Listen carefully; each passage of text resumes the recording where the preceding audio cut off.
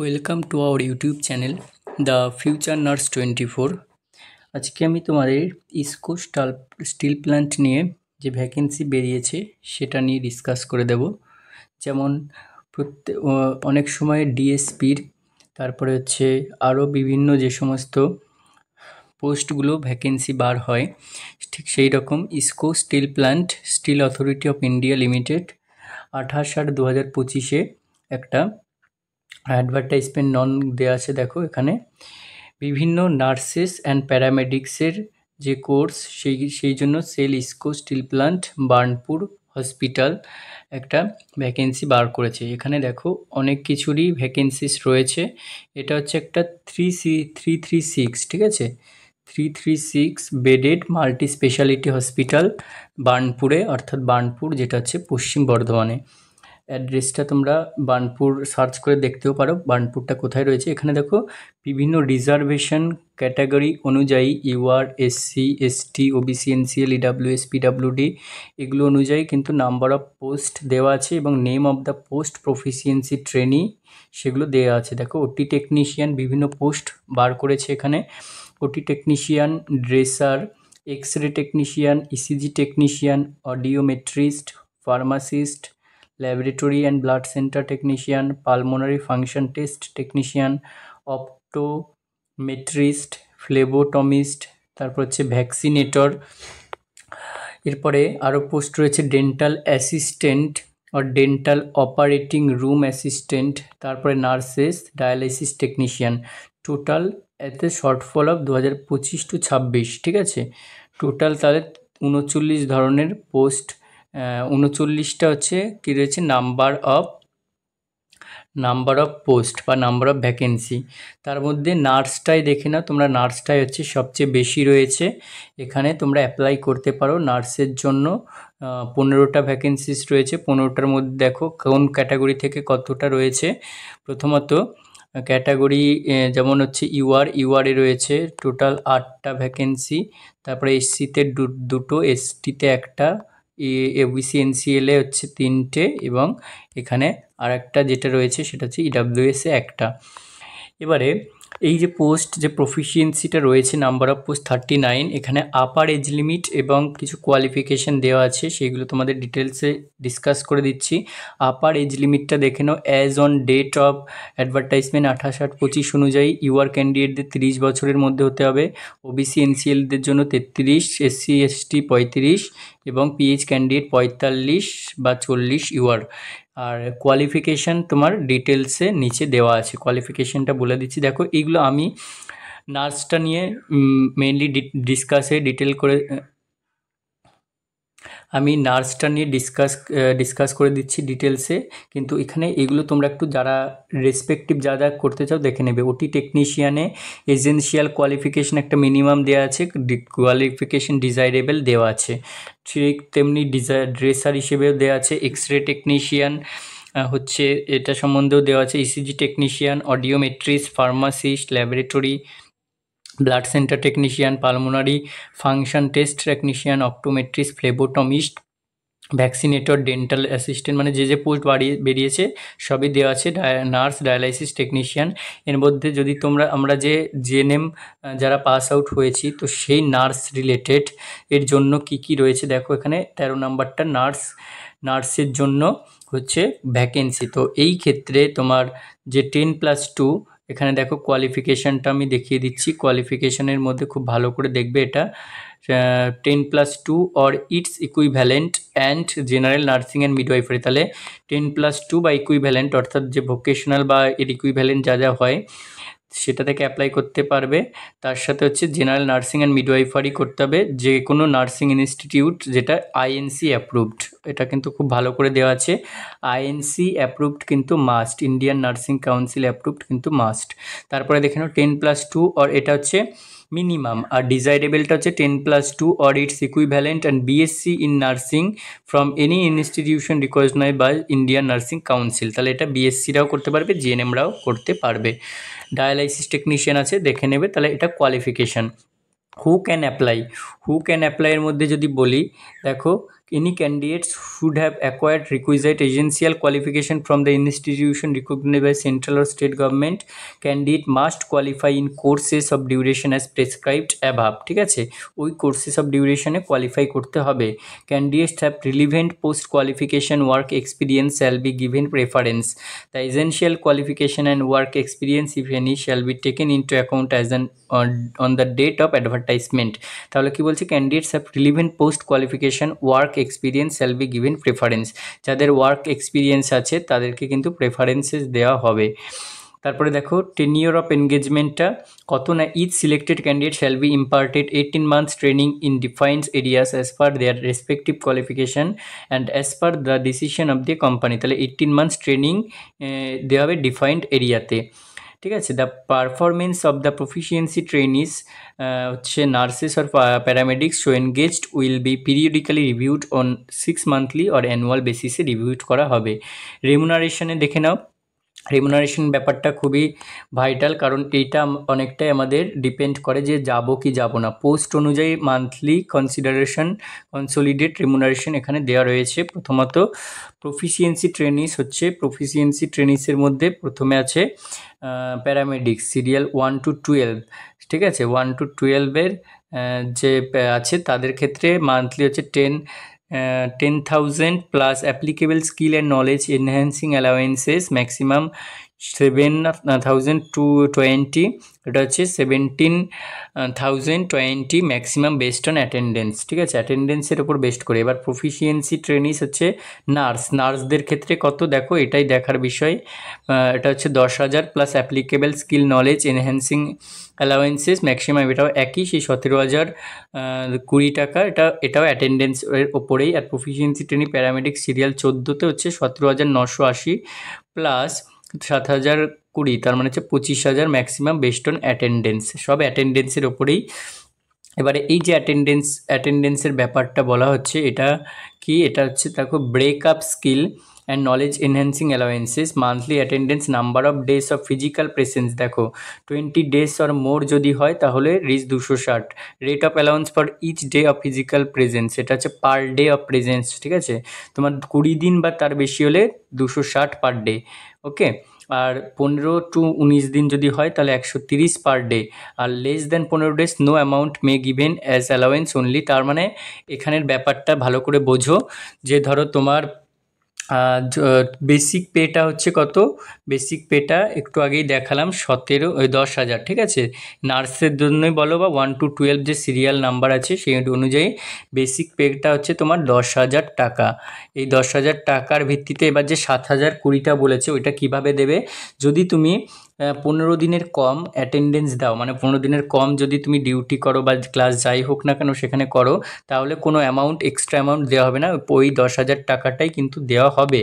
এবং 15 থেকে 19 দিন যদি অ্যাটেন্ডেন্স দাও তাহলে পার ডে আবার তোমাকে এই রেঞ্জের মধ্যে যদি দাও পার ডে 130 টাকা করে দেওয়া হবে। আর 20 দিন বা তার বেশি হলে পার ডে 260 টাকা করে অ্যাড হবে 10,000 টাকার সাথে। ওয়ার্কিং আওয়ার্স অ্যান্ড লিভ কীভাবে আছে দেখো, ওয়ার্কিং আওয়ার্স লিভটা হচ্ছে তোমার the above monthly remuneration rate shall be applicable for engagement for a minimum of 8 hours। তাহলে তোমাকে 8 hours কিন্তু ডিউটি করতে হবে a day for 6 days in a week or 48 hours a week. তার মানে তোমাকে 6 দিন ডিউটি করতে হবে। আর যদি সপ্তাহে হয় তাহলে 48 ঘন্টা, মানে প্রত্যেক দিনে 8 ঘন্টা করে 48 ঘন্টা। How ever if engagement is for less than 8 hours per day or 48 hours a week, the rates would be prorated accordingly. The monthly rate shall not exceed the maximum prescribed limit of the respective category. তাহলে তোমাকে এখানে দেখো যে nurse paramedics engage হচ্ছে will be eligible for to get 7 days live in a year subject to prior approval and closed holidays or compensatory of three হচ্ছে of national holidays। তাহলে তোমাকে কি করবে এখানে বলে দেওয়া হচ্ছে যে 7 দিন কিন্তু লিভ দেবে ইন এ ইয়ার। ঠিক আছে, একটা বছরে 7 দিন leave subject to prior approval. ঠিক আছে, তোমাকে আগে অ্যাপ্রুভাল করে রাখতে হবে। And closed holidays or compensatory off thereof or national holidays. তাহলে ক্লোজ হলিডেজগুলোতে ক্লোজ থাকবে এবং ন্যাশনাল হলিডেজগুলোতেও তোমাকে আগে অ্যাপ্রুভাল করে রাখতে হবে। জব ডেসক্রিপশানে দেখো, জব ডেসক্রিপশনের মধ্যে প্রথমত এটা হচ্ছে তোমার এটা নার্স প্যারামেডিক্সদের জন্য to work in respective department of M&HS এর তরফ থেকে রেসপেক্টিভ ডিপার্টমেন্টে কাজ করতে হবে as may be required and also attend on call and emergent cases as per requirement অনুযায়ী এমার্জেন্ট কেসেসেও কিন্তু করতে হতে পারে। Medical facility, the medical benefit shall be available for self only at the SAIL ISP hospital Burnpur without any referral. ঠিক আছে, medical facility পাওয়া যাবে।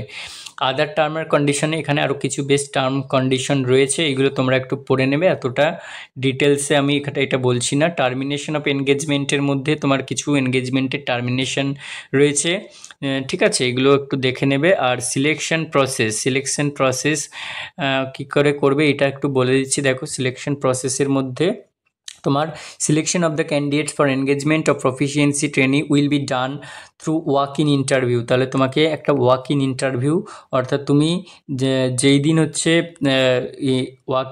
যাবে সেই দিন তোমার একটা ইন্টারভিউ হয়ে যাবে, ওয়াক ইন ইন্টারভিউ, হয়তো ডেট দেবে আগে থেকে, হয়তো SAIL ISP opposite Burnpur post office Burnpur, এই অ্যাড্রেসে তোমাকে চলে যেতে হবে, পশ্চিম বর্ধমানে, ওয়েস্ট বেঙ্গল। রিপোর্টিং টাইমও আচ্ছা এখানে দিয়ে দিয়েছে 9টা থেকে 11টার মধ্যে। ডেট অফ ইন্টারভিউ দেখো 15/9/2025, অর্থাৎ 15ই September 2025 for OT technician, dresser, X ray technician, ECG technician, audiometrist, pharmacist, laboratory, blood centre technician, pulmonary function test technician, optometrist, phlebotomist, vaccinator, dialysis. অর্থাৎ নার্সদের জন্য কিন্তু 15 তারিখ নয়, বাকি সব 15 তারিখে 16 তারিখে নার্সদের জন্য।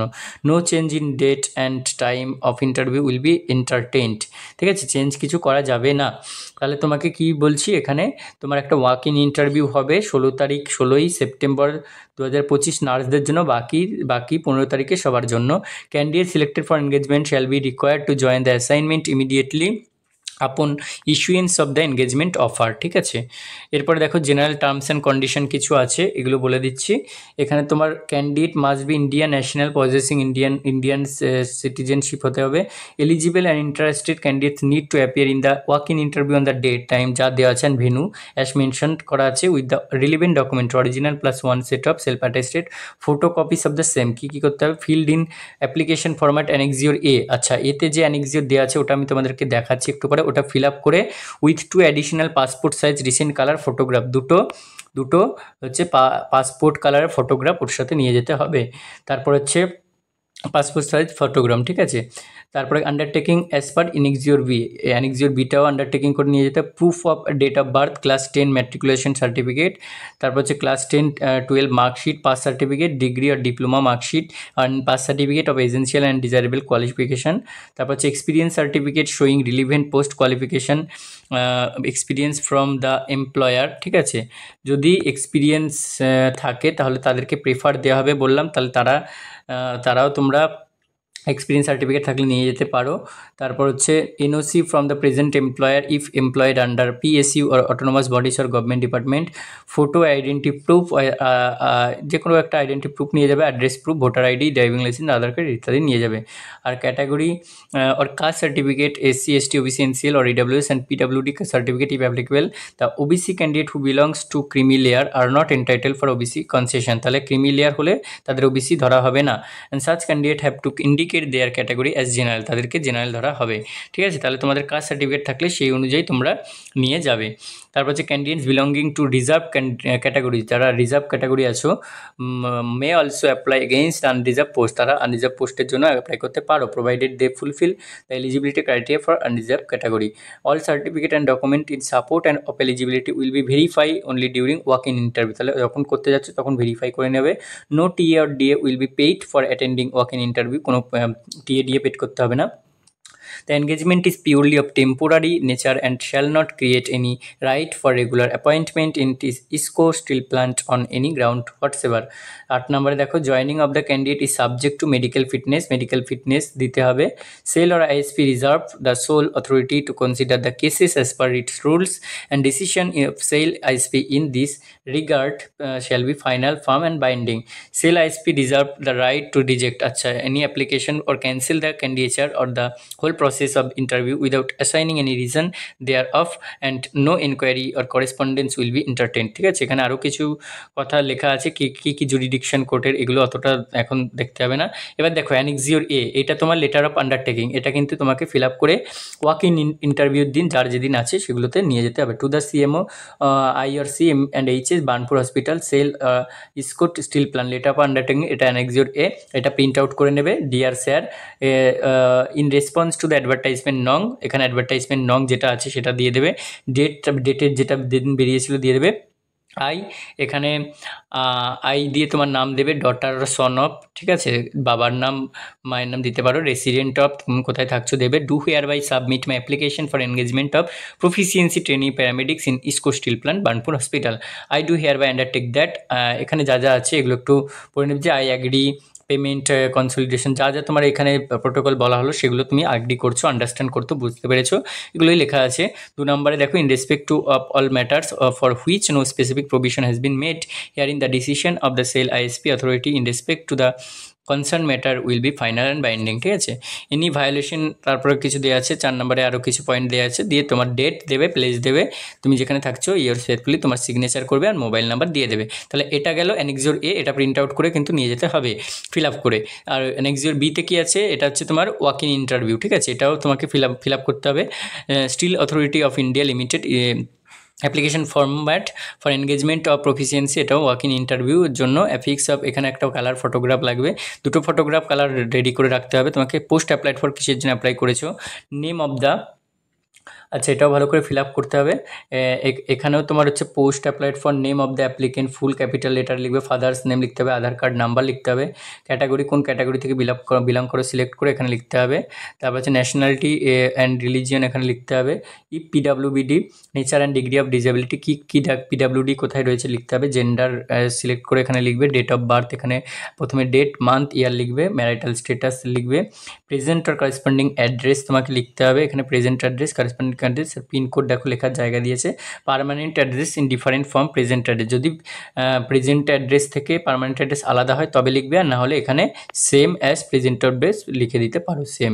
ঠিক আছে, তারপরে দেখো মোবাইল নাম্বার দেবে, ইমেল আইডি দেবে। এরপর এডুকেশনাল কোয়ালিফিকেশান অ্যাজ অন 28/8, মানে এই ডেট অনুযায়ী যা যা তোমার এডুকেশন রয়েছে, ম্যাট্রিকুলেশন দিয়ে দেবে, name of institute, year of passing, ঠিক আছে, major subject, class division and number of attempts, তারপর তোমার পার্সেন্টেজ অফ মার্কস অবটেন, তারপর +2 আর ইকুইভ্যালেন্টের ডিটেলস দেবে, গ্র্যাজুয়েশন যদি করে থাকো দেবে, না থাকলে এগুলো ফিল আপ করবে না, ডিপ্লোমা যদি থাকে দেবে, আধার থাকলে আধার কিছু দিয়ে দেবে।